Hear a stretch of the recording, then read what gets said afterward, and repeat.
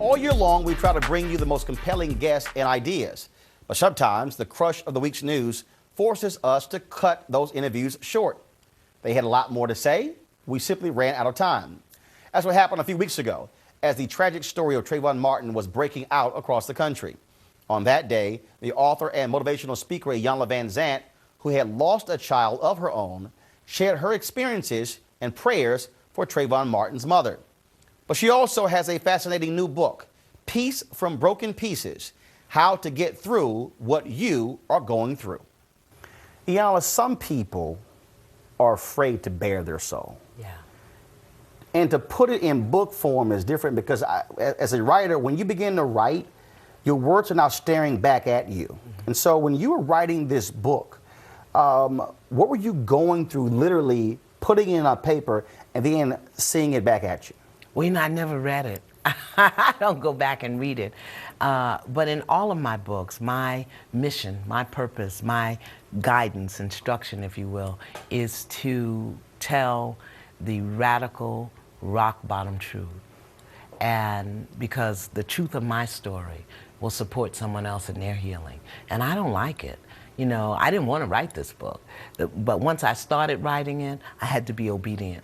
I had to be obedient. And you said you didn't want to write it, so why did you? Because I'm obedient.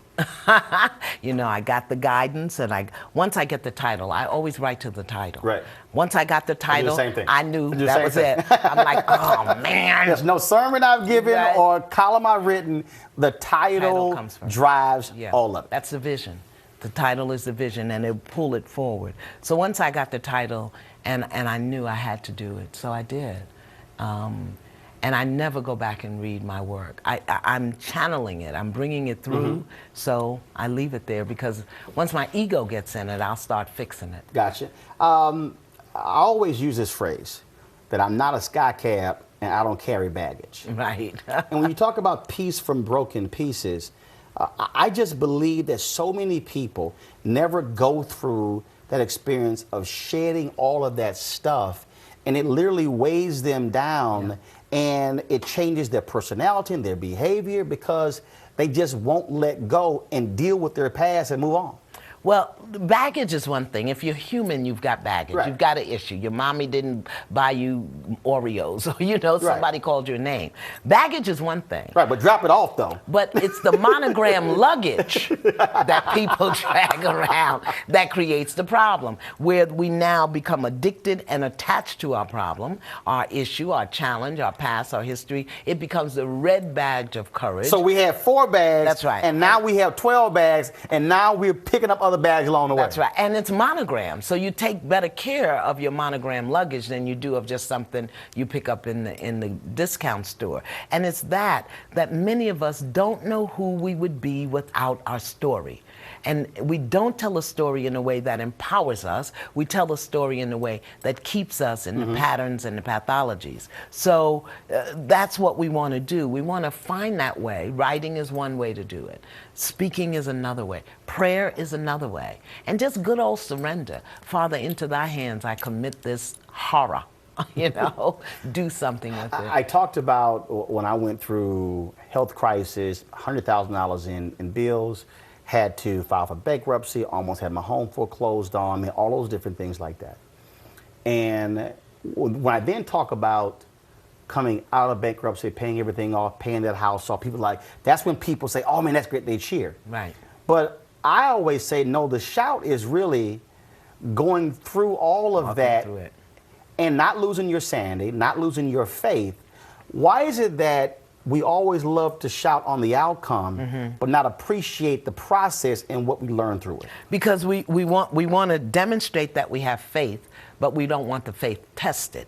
Don't test my faith. Just let me have it there like in a little bowl or something.